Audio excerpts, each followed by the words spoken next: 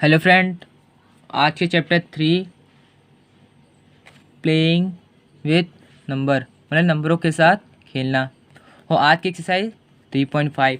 इससे पहले मैंने 4 एक्सरसाइज कराई है प्लेइंग विथ नंबर की, जो आप मेरी प्लेलिस्ट पे जाके देख सकते हैं। आज का पहला क्वेश्चन 5 है, right the smallest 5 digit number and express it in terms of its prime factor.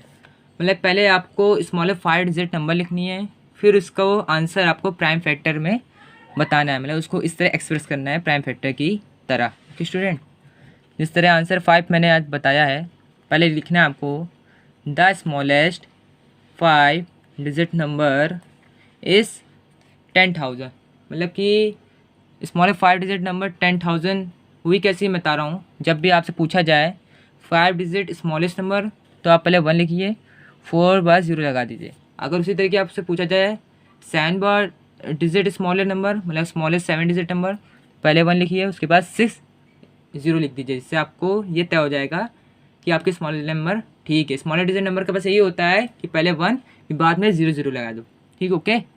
अब इसको मुझे प्राइम फैक्टर के रूप में ब्रेक करना है 10,000 को, ठीक है। तो पहले मैंने 2 इंटू 5,000 करा, ठीक है।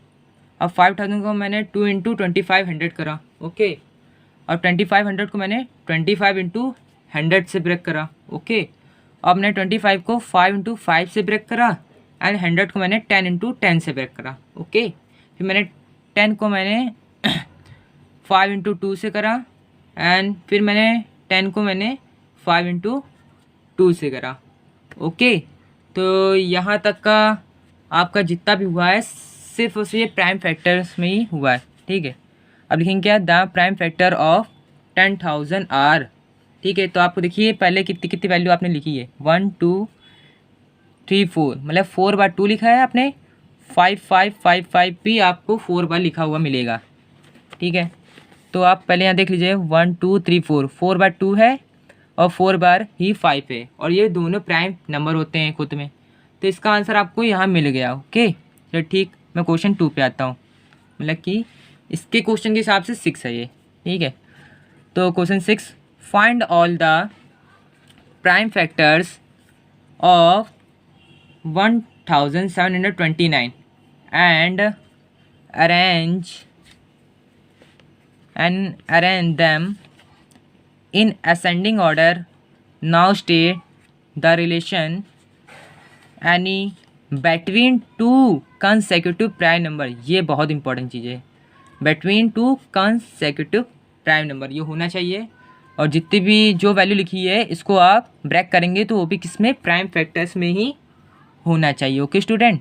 और सबसे बड़ी बात इसमें यह है, जो भी आंसर आएगा आपका असेंडिंग ऑर्डर में, इन असेंडिंग ऑर्डर अरेंज किस तरह करना है आपको, इन असेंडिंग ऑर्डर। ये 3 चीज़ महत्वपूर्ण है। पहली आपको जो वैल्यू है प्राइम फैक्टर में ब्रेक होएगी, और जो भी ब्रेक होएगी वो असेंडिंग ऑर्डर के थ्रू होएगी भी तो असेंडिंग ऑर्डर के तरह, लेकिन उसमें जो कॉन्सेक्यूटिव नंबर होगा उसके बिटवीन होना चाहिए। जो भी कॉन्सेक्यूटिव नंबर होगा उसके बिटवीन होना चाहिए क्या वैल्यू है जो आपस में मेल खा रही है, ओके स्टूडेंट। तो इसका आंसर मैं बता रहा हूँ, आंसर 6, ठीक है।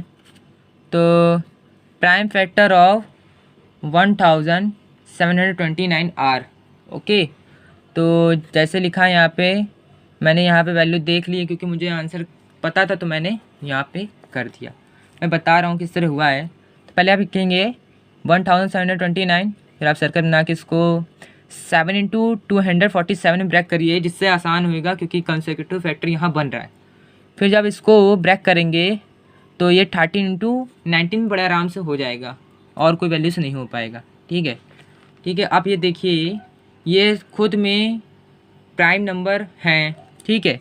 और तो मैंने यहाँ लिखा है the prime factor of 1729 are 7 13 into 90, ये खुद में असेंडिंग ऑर्डर है तो 2 चीज़ मिल गई।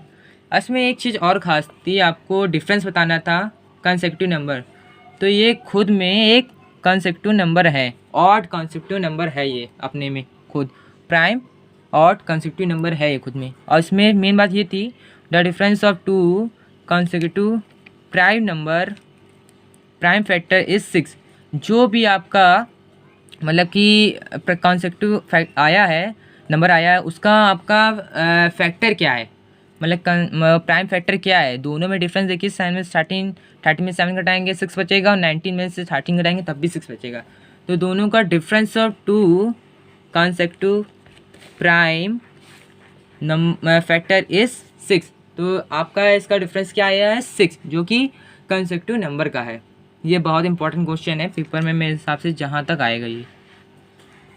अब मैं आता हूँ क्वेश्चन 7 पे। Okay, the product of 3 consecutive numbers is always divisible by 6।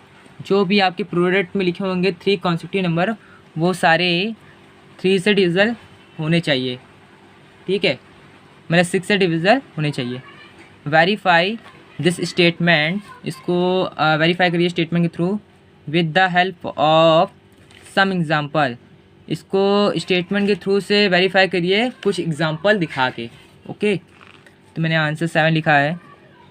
And among the 3 consecutive numbers, मतलब कि मैंने 3 consecutive नंबर बताया है, तो there must be 1 even numbers and 1 multiply of 3। मतलब कि जब भी आप 3 consecutive नंबर लेंगे, उसमें आपको एक इवन नंबर तो होना चाहिए और वो मल्टीपल ऑफ 3 भी होना चाहिए, ठीक है। एक इवन नंबर भी होना चाहिए और एक वो मल्टीपल ऑफ 3 होना चाहिए आपको 3 consecutive नंबर लेने पे, तभी आपका ये वेरीफाई करेगा। ओके, तो ये आंसर है। दस the product must be multiple of 6, और वह 6 से मल्टीपल भी होना चाहिए, ठीक है। जब 6 से मल्टीपल होगा तभी तो डिविजिबल हो पाएगा 6 में, समझिए। तो जैसे आपको कोई प्रोडक्ट है 2 × 3 × 4, तो ये कहीं ना कहीं सारे मल्टीपल किससे हैं, 3 से हैं, ये 6 से हैं। अब जब आपकी वैल्यू आएगी तो डिविजिबल भी ये खुद में है, तो वही आप समझिए। तो आपका एग्जांपल जैसे मैंने पहले लिखा 3 consecutive नंबर क्या हो गया, 2 × 3 × 4, ये खुद में एक consecutive नंबर्स हैं बराबर्स में, ठीक है। और इसमें से मल्टीपल ऑफ 3 भी एक है, ठीक है। तो आपकी जो वैल्यू आई है इनको प्रोडक्ट में 24, और ये जो प्रोडक्ट 24 आया है किस में डिविजिबल है, 6 में, तो ये आपका वेरीफाई कर गया, ठीक। उसी तरीके यहाँ पे 4 × 5 × 6, ये 3 consecutive नंबर्स हैं, ठीक है। और जब इनकी प्रोडक्ट की वैल्यू आई 120, ये भी डिविजिबल है 6 से, तो ये आपका नंबर कहीं ना कहीं वेरीफाई कर गया। और सबसे बड़ी खास बात, इसमें मल्टीपल ऑफ 3 एक में इसमें है, एक में इसमें, तो ये हो गया। वैसे यहाँ 2 इवन नंबर है, वैसे मोस्ट इंपॉर्टेंट ये एक तो होना ही चाहिए, 2 हो चलेगा, एक जरूर होना चाहिए। ओके, ठीक है। अब क्वेश्चन 8 पे आते हैं। The sum of 2 consecutive odd number, मतलब कि यहाँ पे consecutive होना चाहिए, लेकिन क्या होना चाहिए, दोनों ऑड नंबर, ठीक है। The two consecutive odd number is always divisible by 4। जो भी सम होएगा 2 consecutive ऑड नंबर का, वो हमेशा डिविजिबल किससे होना चाहिए, 4 से, ठीक है। अब इसको हमें verify this statement with the help of some example. अब इसको भी मुझे कोई स्टेटमेंट के थ्रू और एग्जाम्पल के थ्रू समझाना पड़ेगा, ओके, तब जाके आपको वेरीफाई हो पाएगा। अब ये बात यहाँ ध्यान रखिए, क्योंकि पन्ना पलटने वाला हूँ मैं, क्योंकि यहाँ पे सम होना चाहिए 2 consecutive ऑड नंबर का, ठीक है। और वो हमेशा डिविजिबल किससे होना चाहिए, ऑलवेज डिविजिबल बाई 4, ये बस ध्यान रखना।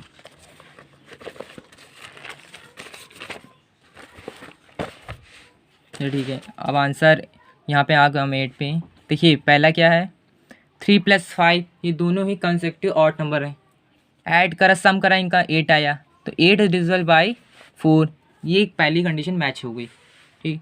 उसी तरीके 5 + 7, दोनों consecutive ऑड नंबर है, इनको सम करने पर 12 आया, और 12 भी डिविजिबल बाई 4 है, ओके। इसी तरीके 7 + 9, ये दोनों consecutive ऑड नंबर है, और इनको सम करने पर 16 आया, और 16 भी डिविजिबल बाई 4 है, ओके। उसी तरीके 9 + 11, ये दोनों consecutive ऑड नंबर है, 2 consecutive ऑड नंबर है, और इनको हमें सम करने पे 20 आया, और 20 भी क्या है, डिविजिबल बाई 4, ओके स्टूडेंट। यहाँ पे ये बहुत इजी लगा, बस आपको समझना है, अगर यहाँ इवन बोलता है तो इवन के थ्रू करना है, लेकिन ध्यान रखिए जो डिविजल होगा वो कंडीशन के हिसाब से रखिए आप वैल्यू, ठीक है। तो यहाँ तक आपको आशा करता हूँ यहाँ तक आपको समझ में आ गया होगा। ओके,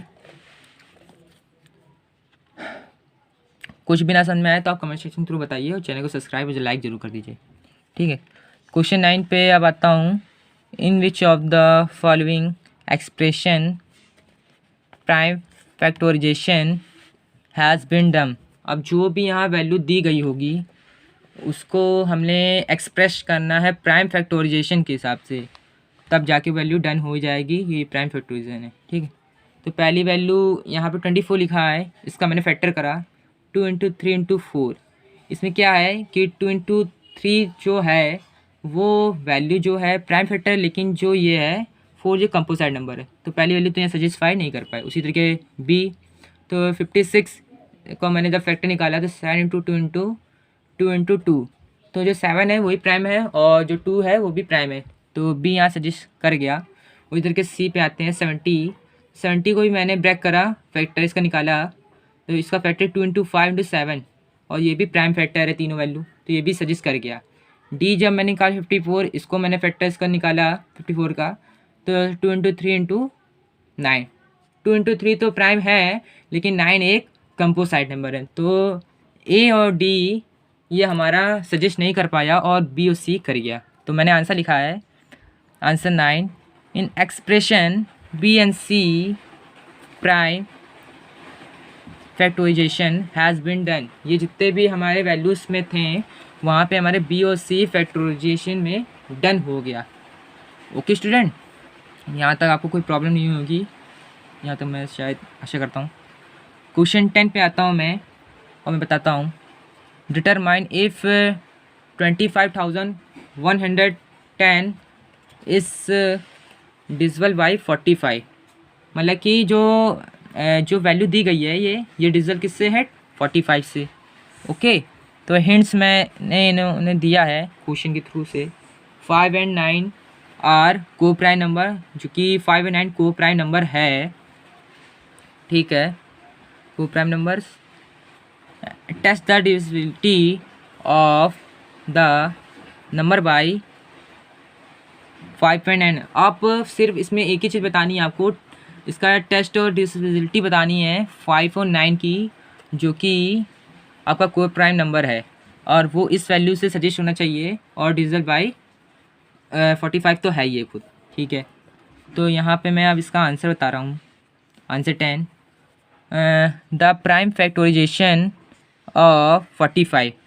द प्राइम फैक्टराइजेशन, इसका फैक्टर क्या निकाला है प्राइम फैक्टराइजेशन में 5 इंटू 9, ये हिंट्स भी दिया था, ठीक है। ओके स्टूडेंट, अब 25,110 की जो डिविजिबल है, पहले मैंने 5 से करा, इस डिविजिबल बाई 5, तो जो 5 को जो डिविजिबल होती है कंडीशन क्या होती है, या तो आपका 5 होना चाहिए तो 0 क्या होना चाहिए एट इस यूनिट प्लेस, या तो आपकी जो 5 से जब डिविजिबल करेंगे तो आपकी यहाँ पे जो वैल्यू होगी यूनिट या तो 5 होनी चाहिए या 0, तभी वो आपका डिविजिबल बाई 5 कंडीशन में सेटिस्फाई हो पाएगा। तो यहाँ तो है, तो इस चक्कर से ये सेटिस्फाई हो गया है।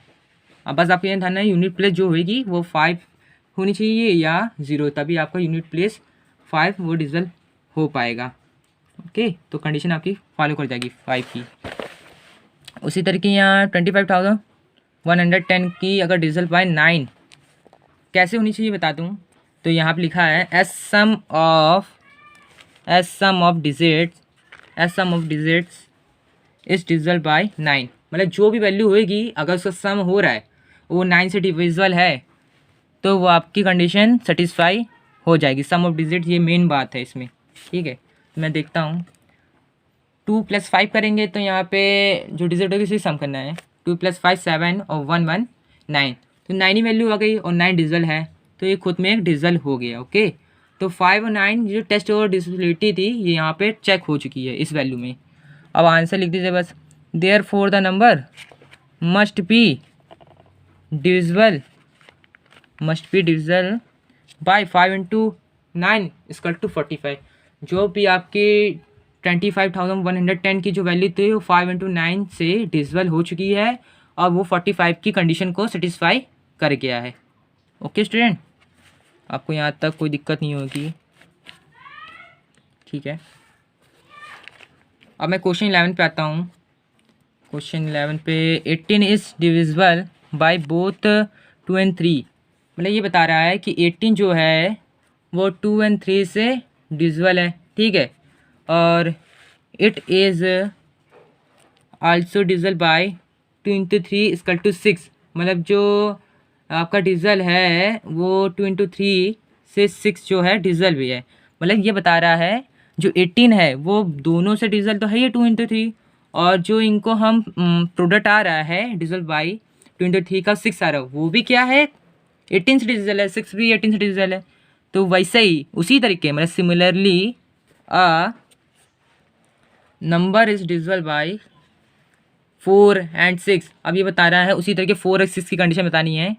कैन वी से, यदि हम कह सकते हैं number must be divisible by 4 into 6 equal to 24। Okay, मतलब कि जो 4 और 6 की कंडीशन क्या है 24 है, इसका प्रोडक्ट पे आ रहा है। तो ऐसे कौन क्या हो सकता है जो if not give an example to justify your answer.